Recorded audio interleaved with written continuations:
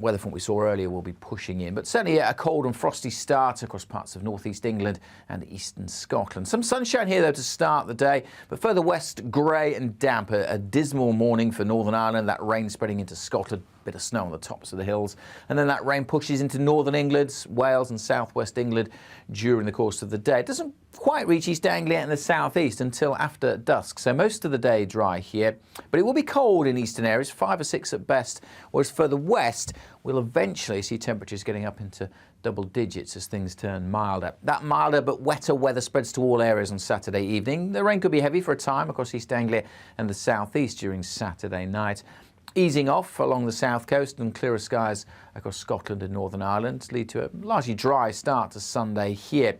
There'll be patchy rain over northern England and North Wales on Sunday, and the rain likely to pep up across Northern Ireland for a time as the winds start to increase. Much of the south dry on Saturday, but behind me developing is an area of low pressure. Now this needs watching because it could really intensify on Sunday night, bringing strong winds to Northern Ireland, but more particularly to northern and western parts of Scotland. We are quite concerned at the strength of the wind. There are Met Office warnings in place for this storm system moving in on Sunday night.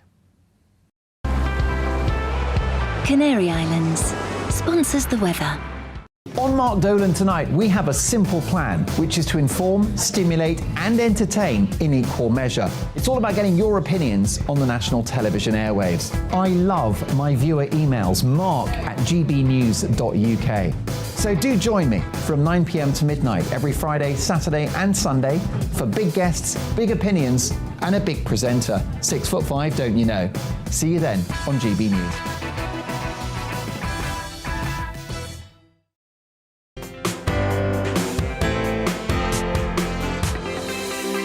You're watching GB News live across the UK and the world on our digital stream. GB News is Britain's news channel. We are the UK's home of discussion and debate from all perspectives. We are here for you. Don't forget to join our YouTube community by clicking on that subscribe button. And if you want the GB News app, you can click and catch up on programmes anytime. We love to hear from you, so email us. gbviews@gbnews.uk. Thanks for being part of the GB News family. My name is Andrew Doyle. Join me every Sunday evening at 7 p.m. for Free Speech Nation. This is a show where we address current affairs and news stories of the week with the help of 2 wonderful comedian panellists. I brought in comics because I want to give it a lighter edge, and also they work for less. See you there.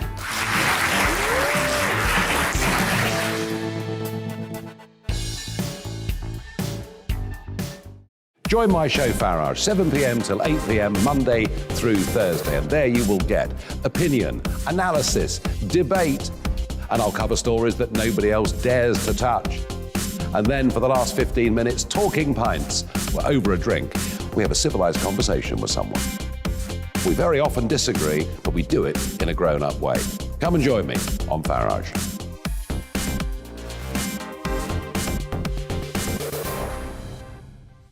I'm Colin Brazier. I've reported from more than 70 countries around the world, covered wars from Afghanistan to Iraq, from Lebanon to the Balkans. I'm trying to bring that experience, that feel for events, to the studio. And something else, I'm ready to give an opinion. Today's stories with a spark. Brazier from 8 p.m. weekdays on GB News.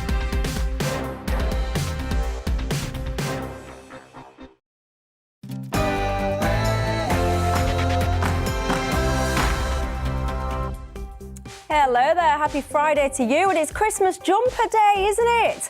Chris has just asked me if I've got a cat. No, I don't have a cat, I just have a very, very old Christmas jumper, but I'm attached to it, and it's all for a good cause, save the children, of course. Anyway, Friday night, what a day has, again, another day of COVID. I always think to myself, there's going to be a day where I don't need to talk about COVID. It's not today, and I'll tell you for why. Because yesterday was Plan B. Today, so much in the media, they can't help themselves. Never mind Plan B, some of which, by the way, has only just started kicking in today. They're focusing on Plan C already. And not just that, Nicola Sturgeon, she's come out talking about tsunamis and more restrictions. I have no words. Do you think we're going to have a Christmas? Do you not? Do you agree with this? Do you think it's all a bit much? Do you even know what you're supposed to be doing? Or are you just a little bit confused and over it all? Get in touch and let me know your thoughts on that. And Boris bashing. You know, there's a lot of division at the moment when it comes to Boris Johnson. Lots of people say he absolutely deserves to be bashed. Lots of other people saying, come on now, give it a rest. Where do you stand on that? I'm running a poll on social media. You can find it on Twitter at GBNews. Get in touch and let me know your thoughts on that. And talking about bashing, what do you think to this concept? It's been suggested and argued a lot today that pensioners should come out of retirement and go back to work to fix some of these job vacancies. Apparently that is the answer. What do you reckon to that? Should they? Or should they just be chilling out and enjoying their retirement? Let me know all of your thoughts on that. We'll have that and more coming up, but first, the news headlines.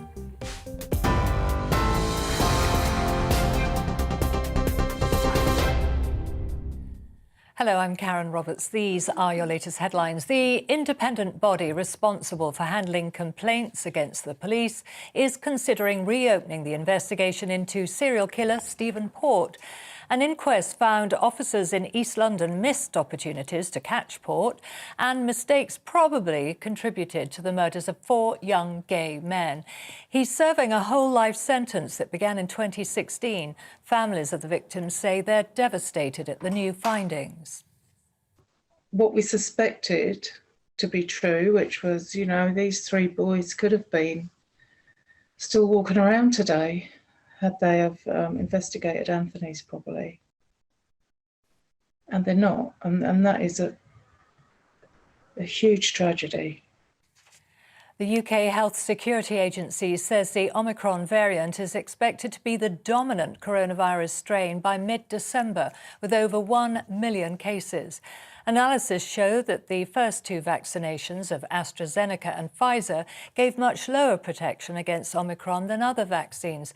However, the health agency said that initial data show that the booster jab provides around 70 to 75% protection against symptomatic infection.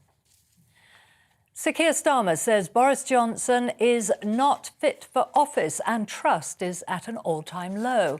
He made the comments while meeting residents in Hadston in Northumberland. It follows an investigation into the refurbishment of the Prime Minister's flat in Downing Street and 3 alleged Christmas parties during lockdown last December. Number 10 has announced it's cancelled this year's event. It's absolutely important that we get to the bottom of this. This is just the latest allegation of dishonesty from the Prime Minister. We've had lie upon lie in relation to the parties going on in Downing Street. The Prime Minister is not fit for office. An increasing number of MPs say they'll vote against the new COVID rules next week. That's as Plan B is enforced across England in a bid to slow the spread of the Omicron variant. Masks should now be worn in most indoor settings, including cinemas and theatres, but they're not required in hospitality settings like pubs. The measures come ahead of a return to working from home on Monday and mandatory COVID passports for large venues from Wednesday. Conservative MP Craig McKinley told GB News he can't support the government. It's rather bizarre that the government's saying, well, you know, we want to take some liberties away, but it's for your own liberty in the future. I don't like the sound of that. I'm not yet convinced. I don't want to go down the path of vaccine passports and mandation. I want a bit more data so that we can make the proper decisions at the right time, because this is going to cost jobs, lives, and mental health and livelihoods.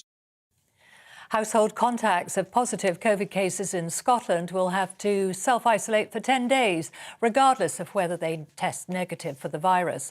First Minister Nicola Sturgeon says she can't rule out further restrictions as a result of the Omicron variant. She warned the country may need to brace itself for a new wave of infections.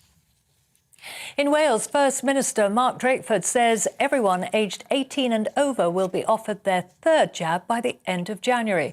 He also extended the guidance on face coverings to pubs and restaurants, as well as most indoor settings. A former Conservative minister has been found to have raped and physically abused his wife. A family court judge concluded that Andrew Griffiths had pressured Kate Griffiths, who's also an MP, into engaging in sexual activity. He disputes the allegations and adamantly denied rape. Mr Griffiths, a former MP for Burton in Staffordshire, resigned in July 2018 after it was reported he sent depraved messages to 2 women constituents. The judge is overseeing an ongoing family court dispute centred on a child.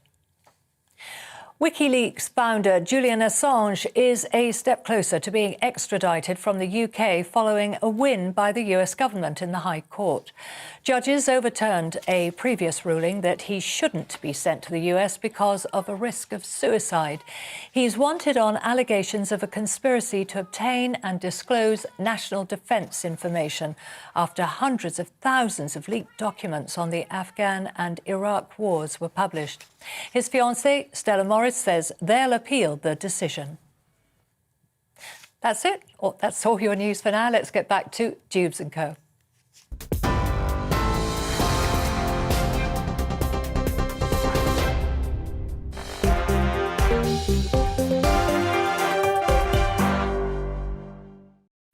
Thanks for that, Karen. Well, keeping me company until 7 o'clock, the panel, Head of Lifestyle Economics at the Institute of Economic Affairs, Christopher Snowdon, journalist and campaigner Julie Bindel, and Professor of Political Economy and International Relations, Lee Jones. And I found out an interesting fun fact about Lee Jones the other day. He's from the same city as me. Who'd have thought it? Hull, 2 Hullensians on the same show. What a treat for everybody. Good evening as well to you two. I don't know where you're from, but it's not Hull. I'm sure it's a great place, but not as good as Darlington. Hull. Darlington. North Yorkshire. Are you from North Yorkshire? Oh, well, there you go, Yorkshire. We're bringing up the rear today, aren't we? Well done. Anyway, it's not just about us. It's also about you. You know the drill by now. If it matters to you, it matters to me. You can get in touch with me and let me know your thoughts on all the stories. You can email gbviews@gbnews.uk, or you can tweet me at Michelle Dewbs or at GBNews. Let's get into our top story. I'm really sorry, but it is COVID again. What do you think yesterday? It was all about Plan B. We was talking about that. We was talking about mandatory vaccinations and that whole kind of conversation. And some of the Plan B measures kind of kicked into place today in England anyway. As I mentioned at the start of the programme, I don't know what it is about certain people in the media, but they're not content with Plan B, no.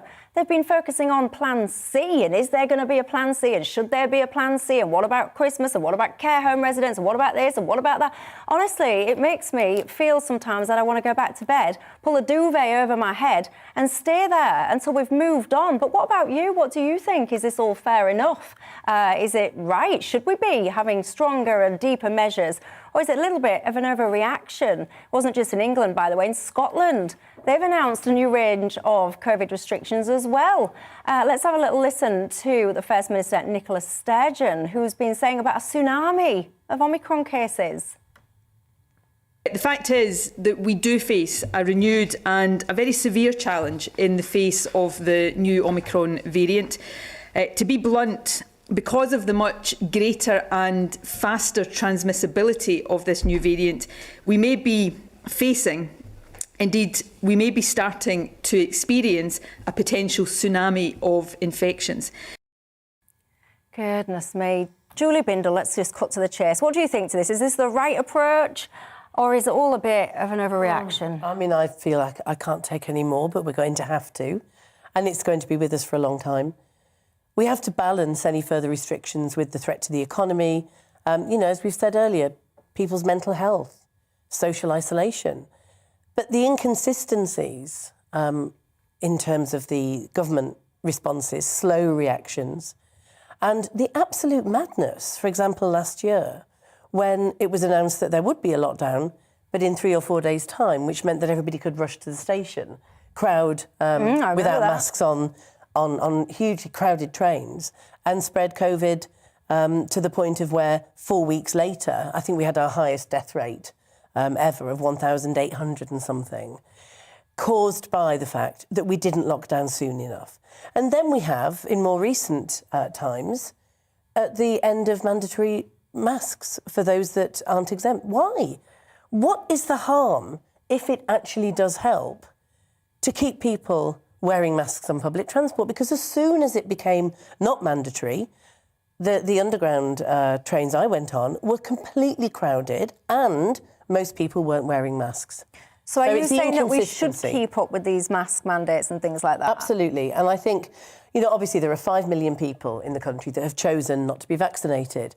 And I'm not sure if we really paid attention to the misinformation and mythology around the time that many of the, in particular, some of the media outlets that focus on people from minority ethnic communities, I don't think that we had really paid enough attention to how persuasive these anti-vax arguments were, and we didn't tackle that. And I'm against mandatory vaccinations, of course, as any decent Liberal would be, but we have to do something about that 5 million unvaccinated, and I'm just not sure what it is.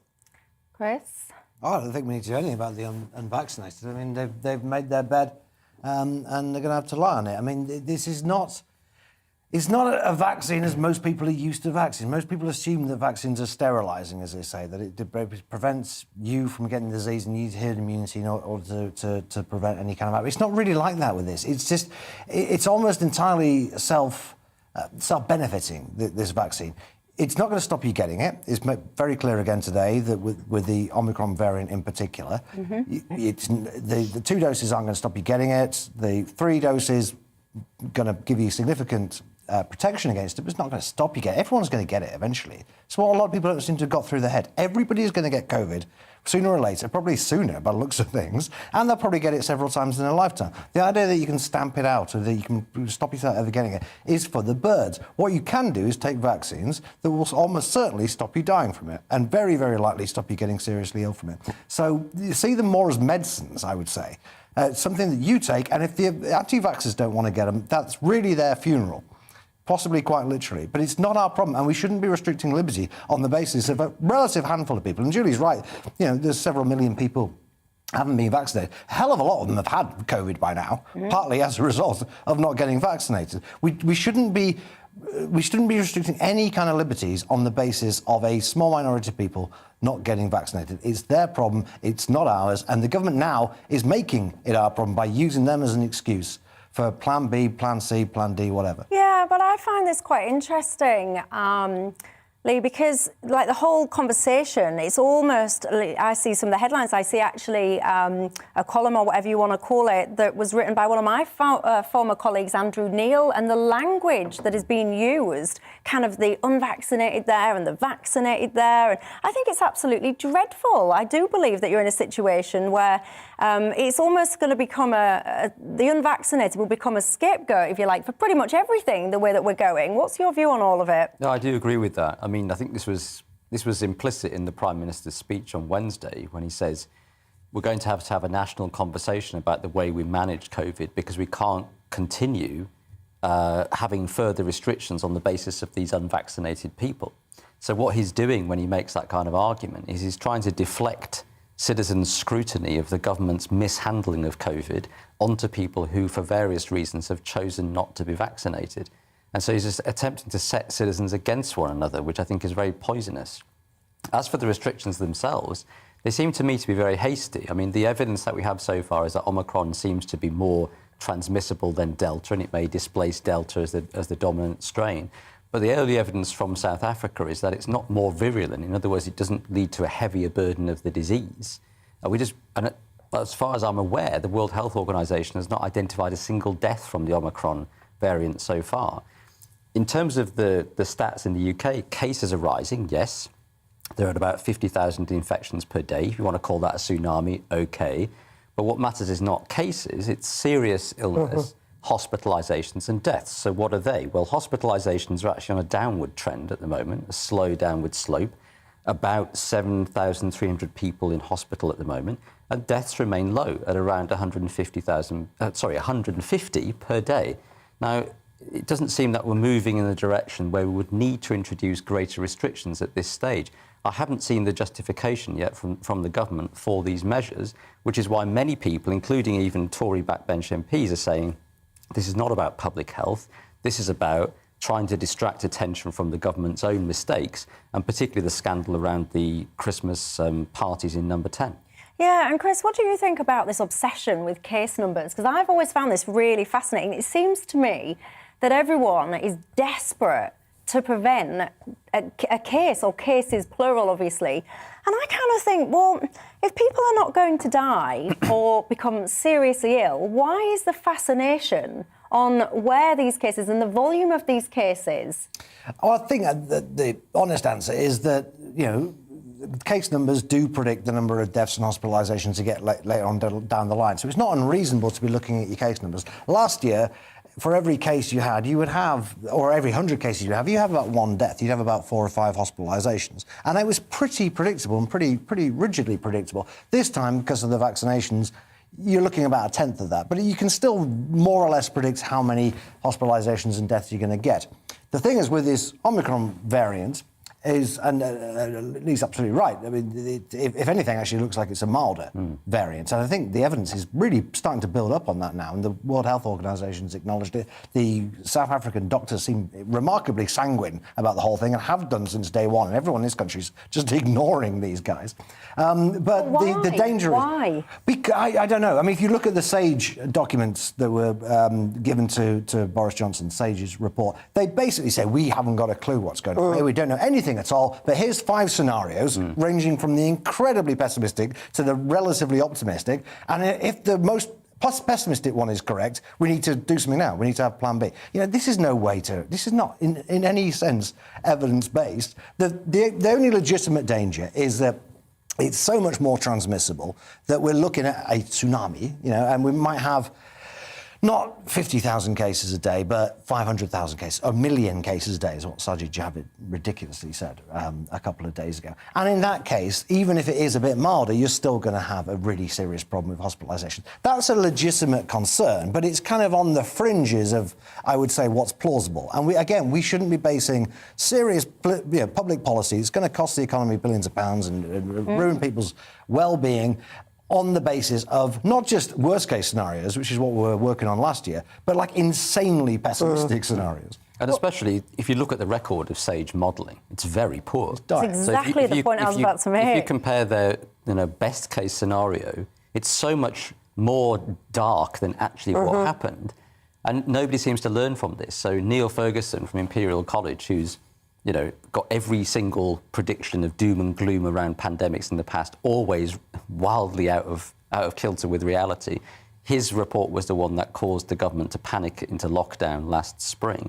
And he's coming out again with these doom and gloom figures that seem to bear no relation to reality. We do see. I would defend him a bit actually on that original one, because that was just mathematics, really. If he just worked out what the infection fatality rate was, and he worked out what the population of the country was, and had an estimate of how quickly this is going to spread. Actually, his initial prediction, although it's been slagged off by so many people, it was remarkably accurate. Actually, obviously we didn't get 500,000 deaths, but that's because we did something. That was a do-nothing scenario. If you look at what he predicted for actually doing things, including up to more or less lockdown, he was, if anything, actually, he was too optimistic. Where the modellers have fallen down is that once you get beyond that simple mathematical equation of going this plus this divided by this or multiplied by this equals this linear line, once that's disrupted by vaccines and you're not quite sure how these outbreaks are going to go and what the effect of the vaccines are, that's what's ruined them. And they have consistently this year been way too pessimistic. And we know they're being too pessimistic because unlike last year,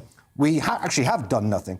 So the do-nothing scenario can be tested. And you're right, they even the most optimistic ones, which in the case of the recent, in recent months, 2,000 hospitalisation death was the best case. The media ran with 7,000 a day. We've never got to 1,000. But at the moment, they're suggesting that we have to wear face masks to go into a shop or on an empty bus, but not to a packed restaurant or a nightclub or a pub. That's crazy.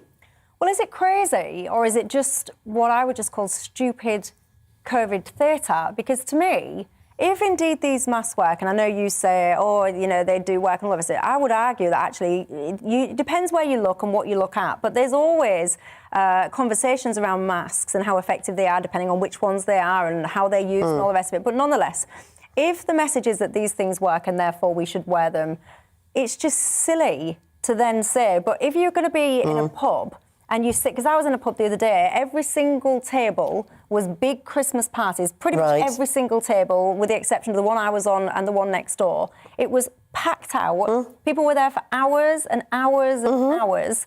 Obviously not me, I had one drink and I went home. But people were there for hours on end. They weren't wearing masks. Then as soon as they get on the train for 10 minutes, they've got to put it on again. It's crazy. It's stupid. But then it undermines it to me, Julie, because I think, well, someone like me, I am a little bit naturally suspicious sometimes. So then I sit there and I think, but if it worked, Boris Johnson or whoever, you would have to wear them in places like the pubs and in places like the restaurants. So then it makes me think, well, actually, I'm not convinced. I mean, I'm not convinced. What I am convinced of is it's actually quite an easy thing to do. What is putting a mask on? To wear a mask.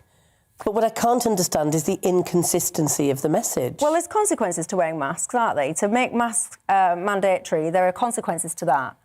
Do you think? Yes, I mean, there are consequences to large gatherings with or without. No, I'm talking about, for example, there's about 11 million people in this country who are deaf or hard of hearing that would rely on being able to see my mouth. God help them if you're trying to decipher my accent with my lip reading. But, you know, they do need to be able to see your lips. They do need to be able to see shape forming. Children, I've got a 1-year-old. He needs to be able to see facial movements and all the rest of it. So that you're almost cutting off communication for a lot of those people, That's which a I good think point. is outrageous. I think that, you know, not that long ago, everyone was absolutely fascinated and obsessed with the climate, talking about single-use plastics and all the rest of it.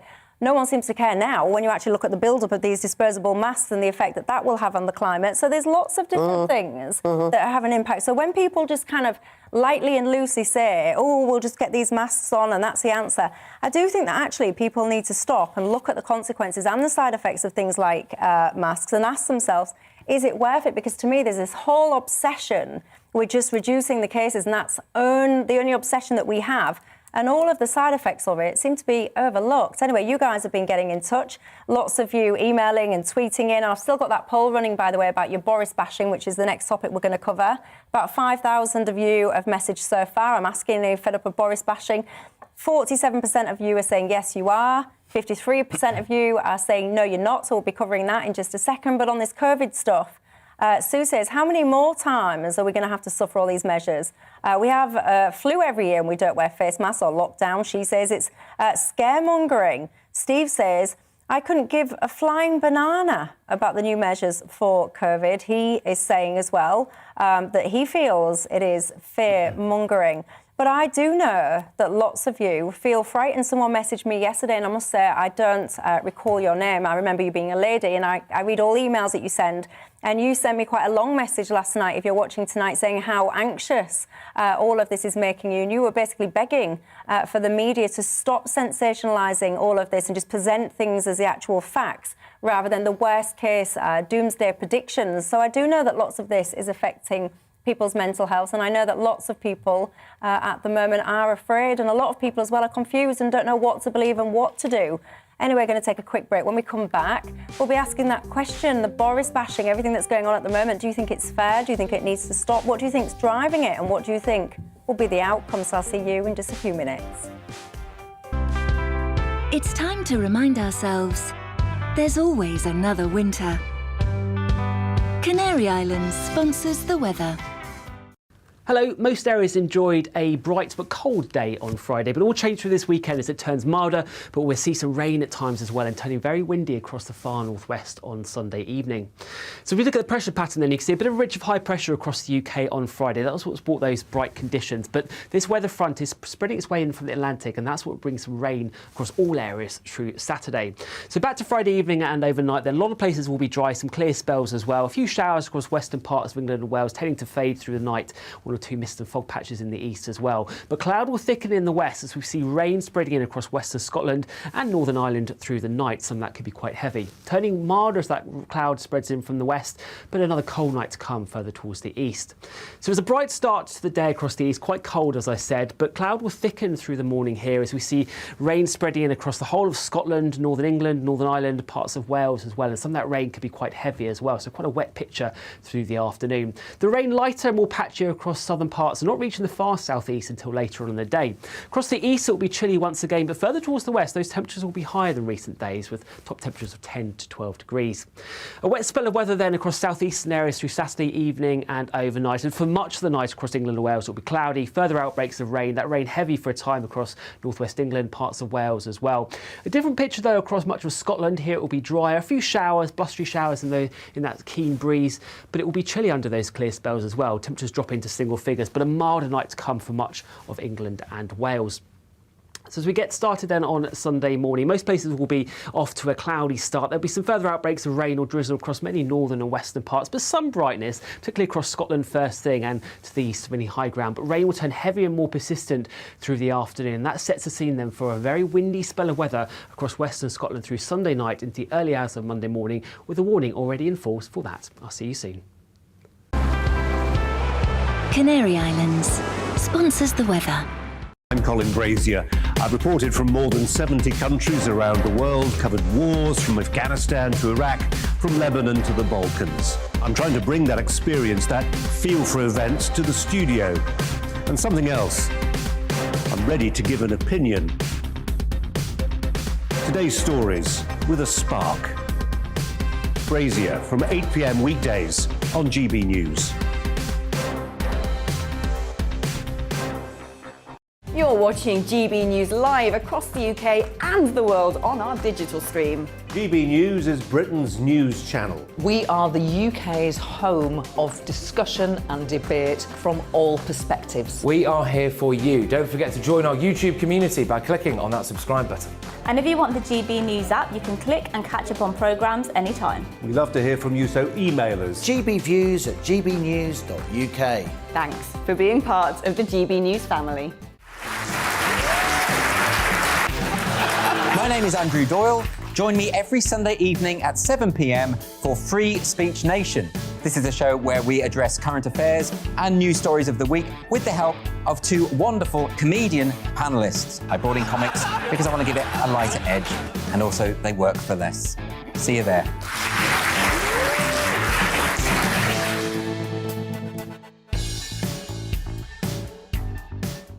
Join my show Farage, 7 p.m. till 8 p.m. Monday through Thursday. And there you will get opinion, analysis, debate, and I'll cover stories that nobody else dares to touch. And then for the last 15 minutes, talking pints. We're over a drink. We have a civilised conversation with someone. We very often disagree, but we do it in a grown-up way. Come and join me on Farage.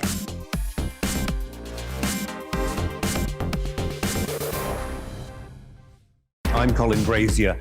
I've reported from more than 70 countries around the world, covered wars from Afghanistan to Iraq, from Lebanon to the Balkans. I'm trying to bring that experience, that feel for events, to the studio. And something else. I'm ready to give an opinion. Today's stories with a spark. Brazier from 8 p.m. weekdays on GB News.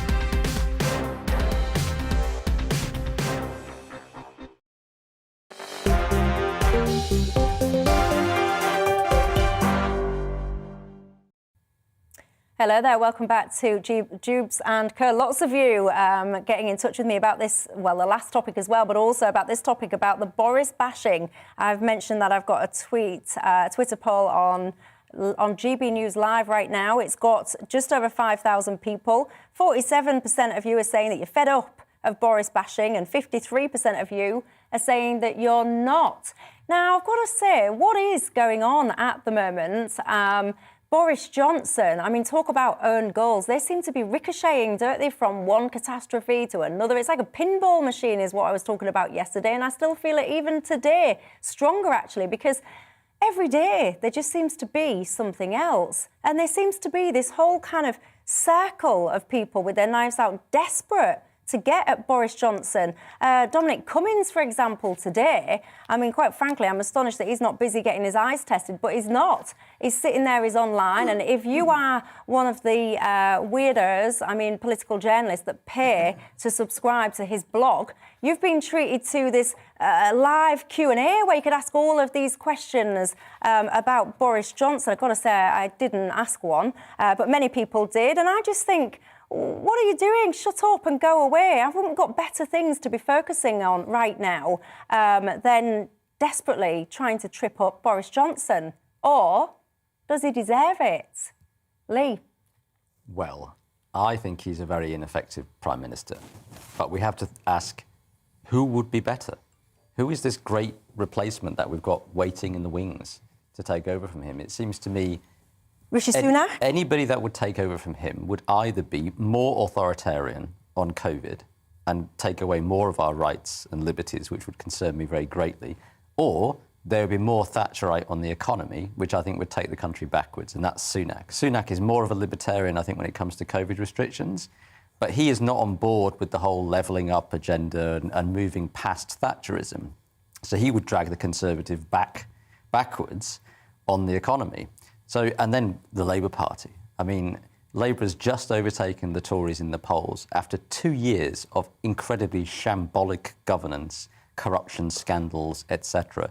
It shows you just how poor the Labour Party are as the main party of opposition. They offer so little that it's only now, mired in all these scandals and incompetence. Only now have the Labour Party just edged the Conservatives. But even because when you ask people in polls who would make the best Prime Minister, Boris Johnson still comes out ahead of Keir Starmer.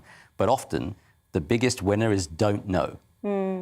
Actually, we don't particularly like either of them. And I find it fascinating. I mean, Julie, Lee mentions there about Labour are kind of gaining some momentum in the polls, if you're someone that really does believe all these polls. But, they're getting some momentum. But it's off the back of a weakness of the Tories as opposed to off the back of a strength of Labour.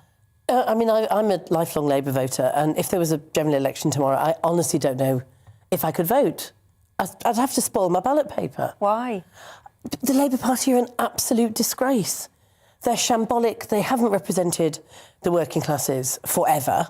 I mean, actually, ironically, Tony Blair was, I think, the last senior Labour politician that gave a damn about, for example, people in the North East, working class people who had been just completely left and forgotten. And it's terrible for women, the Labour Party, absolutely terrible for women. They've lost all their principles of socialism. And in the meantime, we have somehow as a nation learned to be lied to. Being lied to by senior politicians, including our Prime Minister, is now just seen as what we should expect. What are you referring to when you're saying being lied to? I think we're lied to every day by Boris Johnson and his government. I mean, clearly there have been lies that have just been exposed now about the Christmas parties. I saw a great cartoon, it must have been Private Eye, because it was so good, where he was asked, what's your favourite lie about yourself? Yeah, by the way, I do have to say it's alleged, some of this stuff, by the way. Alleged, excuse me. What's your favourite lie about yourself? And he said, I'm not a liar. And they said, yes, that's my favourite one too.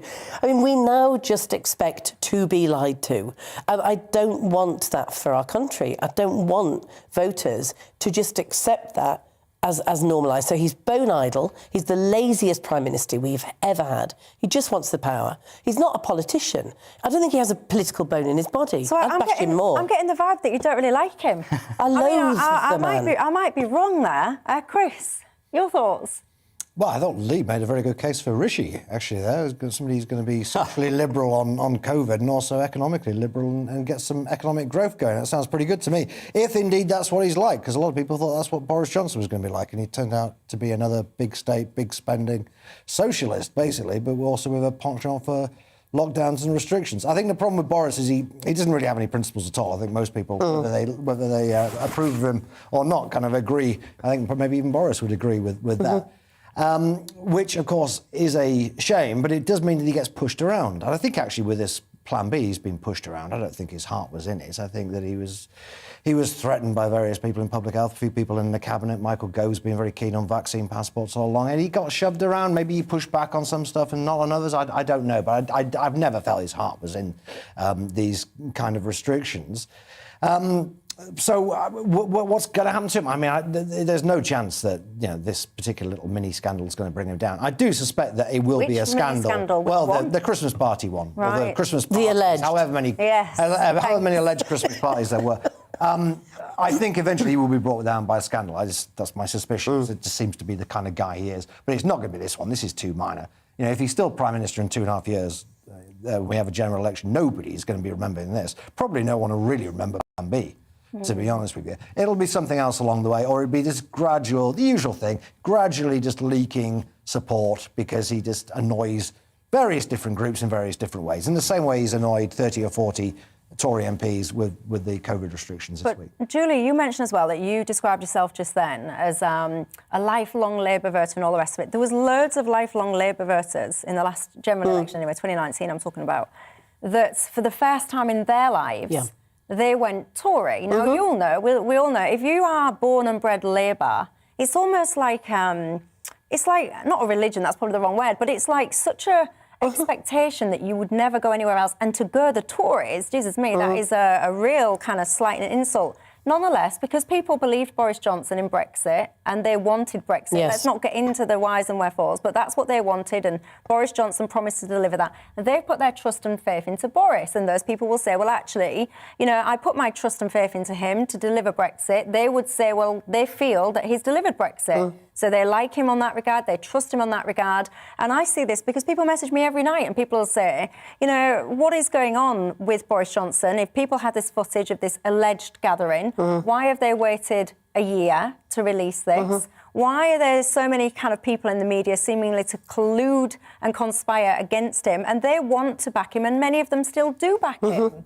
I mean, obviously, in terms of the alleged parties, we know as journalists that you have to have a public interest defence for using, you know, video film that has been covertly shot. And they felt that bar wasn't met until further, you know, sources came forward, and they then felt that they could actually justify it. But do you believe that? Because at that time a year ago, which is what we're saying now, you had all this Tier 3 stuff. You know, that was the time. If indeed this went on and it went on the way that people have described, and you've got these videos and all the rest of it, that was the time then. It would have been in the public interest.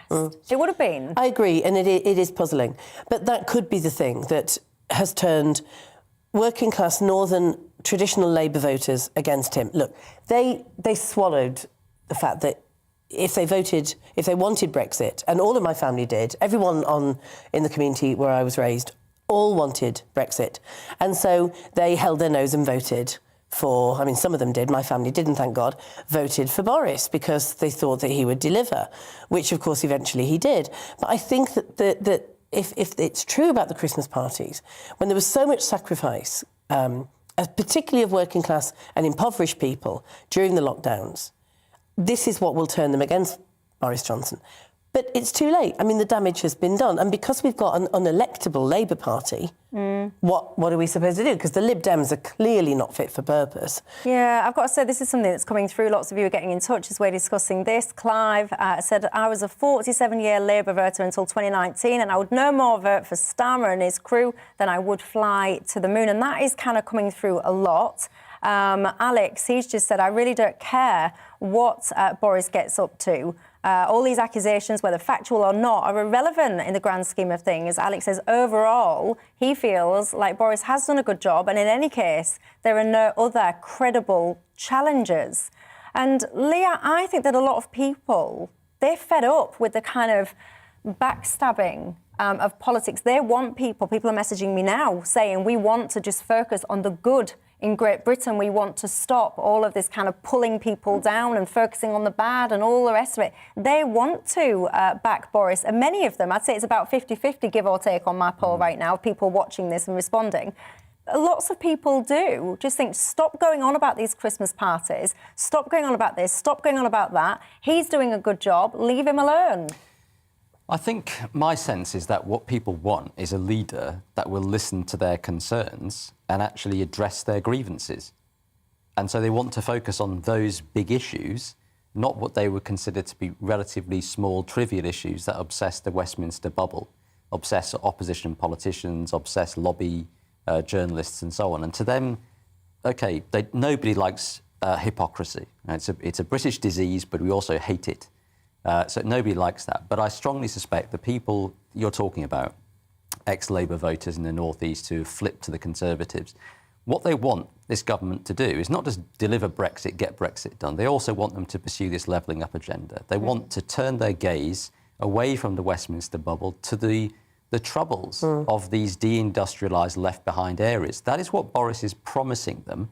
Whether he can deliver it even partially, let alone in full, I have my doubts. But that's what they're waiting on, and that's what they would like to hold the government to account on, I suspect, rather than was there a cheese and wine party in number 10? No, they're concerned about that, but they're not prepared to see the government fall or to see Boris Johnson ejected over that.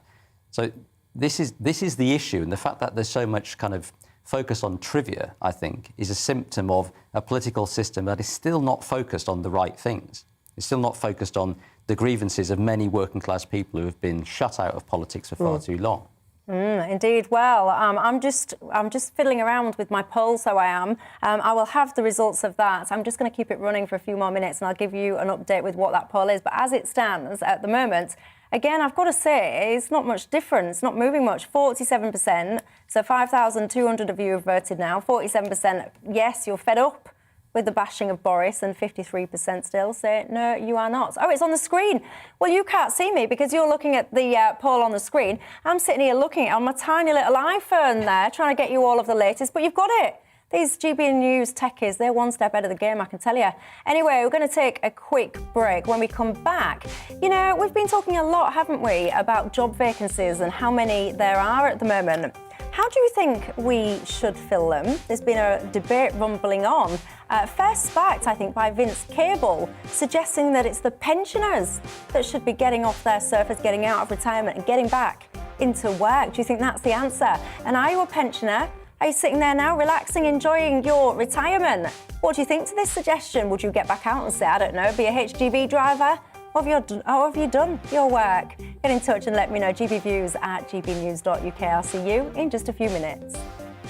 On Mark Dolan tonight, we have a simple plan, which is to inform, stimulate and entertain in equal measure. It's all about getting your opinions on the national television airwaves. I love my viewer emails, mark@gbnews.uk. So do join me from 9 p.m. to midnight every Friday, Saturday and Sunday for big guests, big opinions and a big presenter. 6'5", don't you know? See you then on GB News.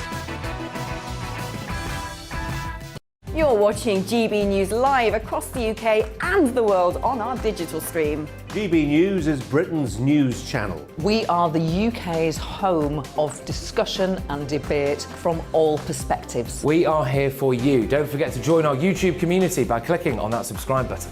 And if you want the GB News app, you can click and catch up on programmes anytime. We love to hear from you, so email us. gbviews@gbnews.uk. Thanks for being part of the GB News family. My name is Andrew Doyle. Join me every Sunday evening at 7 p.m. for Free Speech Nation. This is a show where we address current affairs and news stories of the week with the help of two wonderful comedian panellists. I brought in comics because I want to give it a lighter edge, and also they work for less. See you there.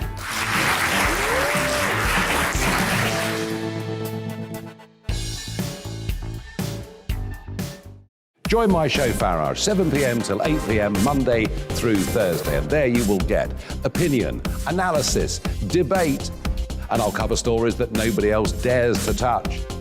And then for the last 15 minutes, talking pints. We're over a drink. We have a civilised conversation with someone. We very often disagree, but we do it in a grown-up way. Come and join me on Farage.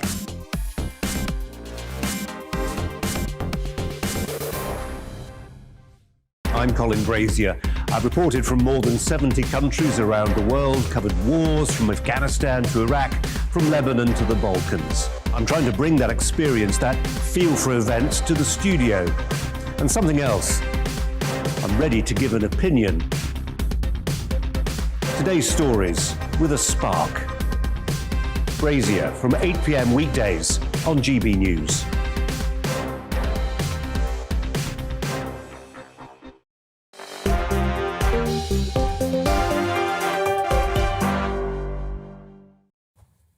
Hello there, welcome back to Dewbs and Co. Now, do you remember there used to be this absolute fascination, didn't they, about all these shortages Do you remember that? It's funny how the media works, isn't it? Because they do seem to forget things very quickly. But it was all about shortages this and shortages that and empty shelves. Do you remember all of that? It seems to have died down a little bit, doesn't it? Or at least the focus on it does. But nonetheless, there is still, or should I say, there are still lots of vacancies right across the whole kind of pantheon of jobs. There'll soon be a lot more, by the way, as well, when you start firing everyone that doesn't have a vaccine. But don't get me started on that topic, because I digress slightly. Anyway, the reason I mention these job vacancies is because how do we fill them? Because we have lots of people that talk about immigration and say that they want controls and cabs on immigration. We have lots of people now, younger people, that are choosing to go into universities and focus more on their studies. So who does that leave? Old people, retirees. These are the people now that are getting a spotlight shone onto them. Vince Cable, for example, he was talking about the elderly people and the value that they could add to the economy. And today there was a televised debate. I don't know what show it was on, and I should know, I'm sure, but it was a former Apprentice contestant was on a TV show. He's only 21 years of age. And there he is there, Ryan Mark Parsons. He's come out saying that the elderly are lazy and suggesting that all the retirees should be getting themselves back out and working. What do you think to this? Should they? Is it the elderly people? Is that the boost that we need to the economy? Or should we just leave them alone? Christopher? I hadn't seen a picture of Ryan Mark Parsons, whatever he's called, before. He looks a real charmer. I don't know. I mean, who cares what somebody used to be on The Apprentice thinks about? But it's not just... I know that's the thing with these Apprentice reality TV shows. They create these people, they sit there, don't they, giving us an opinion, and you sit at home these thinking... opinionated monsters, don't they? I know, Donald Trump and Alan Sugar, they've got a lot to answer for, haven't they? But anyway, it wasn't him, by the way. This was a Vince Cable policy. It was originally Vince Cable, yes, who is... he's walking the walk, it has to be said, when it comes to elderly people continuing to work. He must be about 75 now, isn't he? Vince He's Cable? getting on a bit, yeah. And he's still serving the public. I shall Google his age whilst Parliament. we're talking. Let's do that. Go on. Well, on this particular point, well, I mean, in a way, who cares? I mean, obviously, pensioners, if they want to go to work, they can go to work. They're under no patriotic obligation. 78. Is he really? Crikey. They're under no obligation to do that. They're particularly unsuited for most of the jobs that we need filling, I would say, like fruit picking and lorry driving and nursing and that kind of stuff. So it's kind of a silly point. If I was going to try and pull a serious point out of it, I would say that this idea that they need to do it for the sake of GDP is very wrong-headed. And sometimes free market economists in general, actually, are accused of being obsessed with GDP, and we're really not. And if people want to spend, half their lives sat under a tree reading a book, we're absolutely fine with that. The point about free market economics is that people can do what they want, and it doesn't necessarily matter if the size of the economic cake grows or not. What matters is your slice of it. So if pensioners want to go out and make more money for themselves, then that's very sensible, if they feel fit to do that. If they don't, then nobody else should feel aggrieved that they're not adding a marginal amount to GDP. Lee? Well, it's not simply about choice, is it? I mean, a lot of our older people are very poor. We have one of the worst old age pensions in the developed world. We have a very ungenerous pension system in this country, so I don't think it's really about choice for a lot of older people who are now being forced through poverty back into the labour market. But I think the bigger serious point here is there are a lot of vacancies in the labour market. Now, the question is, should we try to fill them? Is it a problem that there are vacancies? Or should we rethink our economic model? Because for many, many years, we've had a very free, open labour market supplied by lots of low-wage, low-skill immigration from the European Union, which has facilitated an economy which is based on the service sector, low-end, low-paid, low-value-added work. And it's those areas in particular that see vacancies, for example, in shops or restaurants or bars or whatever. Is that the kind of economy we want? Is that the kind of society that we want, where millions of people are mired in low-end, low-value-added service work? Do we just want to plug people back into that? Or do we want to rethink? Do we want a more high investment economy where some of these jobs are actually eliminated, for example, through automation, and people go into more rewarding, more fulfilling work? That's what I'd like to see a conversation about, not how can we stuff people back into these vacancies, into the same sort of dead-end, low-paid work. What do you think, Julie? Should we be taking Lee's model or...? I agree with Lee. I think that the fella that suggested this looks a bit like a privileged brat. Do you? I mean, I've got to say, I don't know him, by the way. Well, he looks it, but, you know, he can, I'm sure, defend himself on that. I mean, the nerve of it, many people who are quite elderly, as we've already said, have no choice but to work. They are living on the breadline. But a really important issue about this is women being carers.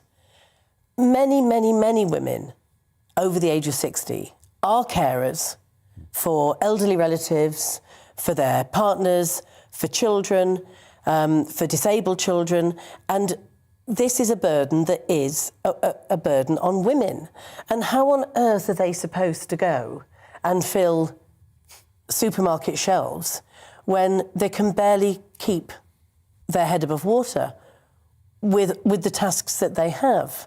And this is what people tend not to focus on, because women do the most caring, and often without carers allowance.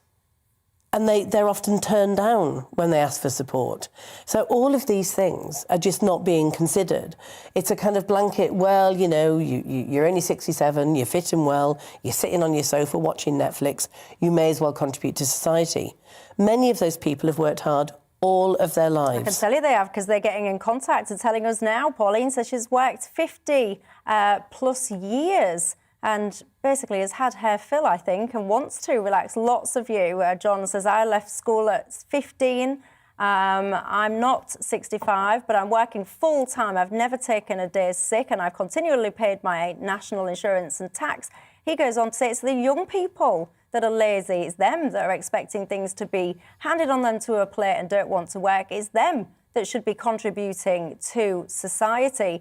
So I have to say, I think the older viewers here, they're not taking kindly to that suggestion that they should get out there and fix all these vacancies, that's for sure. Lee, people are liking your suggestion.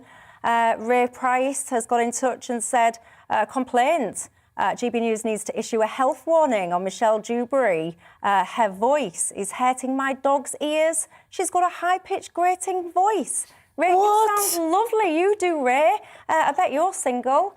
Anyway, let's move on. Now, this isn't very festive, I've got to say, but if someone gave you a Christmas tree, a gift or something, I don't know, if you get a gift, aren't you just supposed to smile sweetly and say thank you and do whatever it is afterwards? Have you seen the Christmas trees? The reason I'm asking you this question, by the way, is the Christmas tree that's in Trafalgar Square, which is in London. A lot of people have been quite critical of this tree, saying that it's sparse and all the rest of it. There it is, look, without its lights. Apparently, it's awful. There's another Christmas tree in Yorkshire that's, have we got a picture of that one? The Yorkshire Council. Oh, have we had that one? Oh, there you go. Sorry, I'm getting my trees the wrong way around. They all look the same to me. A tree's a tree. I've got to be honest. But anyway, this one, what they're saying, this is the Yorkshire tree. They've got this, and they're saying it's too sparse to decorate the top, so they've chosen only to... Oh, I don't know. They're saying in my ear, I'm mixing my trees up. Look, do you know what? Let me just cut to the chase. If someone gives you a gift and you don't really like it, should you just be grateful? Chris? I suppose you should do. I think it's nice that the Norwegians have been giving us these trees for all this time since the Second World War. You think we need to stop criticising and just accept? Well, it is a particularly threadbare tree, has to be said. I mean, if you compare it to the beauty in Yorkshire. Well, yes. Once again, Yorkshire coming up trumps. Although that I gather has not been cut down. That's a tree that's actually growing in the middle of a green. That's the excuse, is that it's outgrown the decorations. That's why it looks so... Well, over the course of 100 years, it probably has. Yeah. Well, the one at Trafalgar Square looks a bit like a decaying toothbrush, doesn't it? I mean, there's no way that you're going to open a present and say, oh, I really don't like that, that's horrible. And you should extend that courtesy and good manners to the Norwegians, quite frankly. So if someone gave you something, let's just say, I don't know, you'd asked for, I don't know, a new pen for Christmas, and say like you'd been quite particular with your hints that you was dropping, you wanted a nice orange highlighter, and then someone gave to you instead of blue biro, would you just smile and say, oh, just what I've always wanted? It depends who it is. I mean, I once asked my partner to get me a cotton dressing gown from the White Company, and I ended up with something that if you sat close enough to a cooker that you'd go up in flames. And it was completely the opposite of what I'd asked for. And I did comment on that. But you wouldn't if it's not someone who's your nearest and dearest, would you? I don't know. See, I don't know what I would do. I don't think I get enough gifts to have had the whole kind of thingy of gifts that I've not wanted. But I would probably just wrap them back up and give it to someone else. Oh, I've done that. Year yeah. And hope that no one was watching. I'm being told that I've got to give you the poll results. And I'm scrolling. You can probably hear me. There it is. I found it. Oh, it's on the screen as well. There you go. Final result of the poll. Are you fed up with the Boris bashing? Marginally, the answer is no, you're not. Well, there you go. What can I say? Make of that what you will. Anyway, that is it. That is all we've got time for tonight. It is the weekend. Yes, I hope you've got some new and exciting plans, things that you'll be getting up to. But for now, Lee, Julie, Chris, thank you very much for your time, and thank you as well for your company. Have yourselves a good one, and I will see you the same time, Monday, 6 o'clock until 7 o'clock. See you then. It's time to remind ourselves there's always another winter. Canary Islands sponsors the weather. Hello, most areas enjoyed a bright but cold day on Friday, but all changed through this weekend as it turns milder, but we'll see some rain at times as well and turning very windy across the far northwest on Sunday evening. So if we look at the pressure pattern then, you can see a bit of a ridge of high pressure across the UK on Friday. That was what's brought those bright conditions, but this weather front is spreading its way in from the Atlantic, and that's what brings some rain across all areas through Saturday.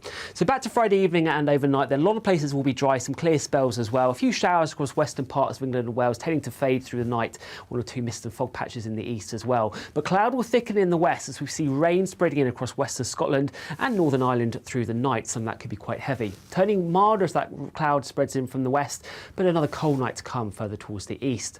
So it was a bright start to the day across the east, quite cold as I said, but cloud will thicken through the morning here as we see rain spreading in across the whole of Scotland, Northern England, Northern Ireland, parts of Wales as well, and some of that rain could be quite heavy as well, so quite a wet picture through the afternoon. The rain lighter and more patchier across southern parts, and not reaching the far southeast until later on in the day. Across the east it will be chilly once again, but further towards the west those temperatures will be higher than recent days with top temperatures of 10 to 12 degrees. A wet spell of weather then across southeastern areas through Saturday evening and overnight, and for much of the night across England and Wales it will be cloudy, further outbreaks of rain, that rain heavy for a time across northwest England, parts of Wales as well. A different picture though across much of Scotland. Here it will be drier, a few showers, blustery showers in that keen breeze, but it will be chilly under those clear spells as well. Temperatures drop into single figures, but a milder night to come for much of England and Wales. So as we get started then on Sunday morning, most places will be off to a cloudy start. There'll be some further outbreaks of rain or drizzle across many northern and western parts, but some brightness, particularly across Scotland first thing and to the east of any high ground. But rain will turn heavier and more persistent through the afternoon. And that sets the scene then for a very windy spell of weather across western Scotland through Sunday night into the early hours of Monday morning, with a warning already in force for that. I'll see you soon. Canary Islands sponsors the weather.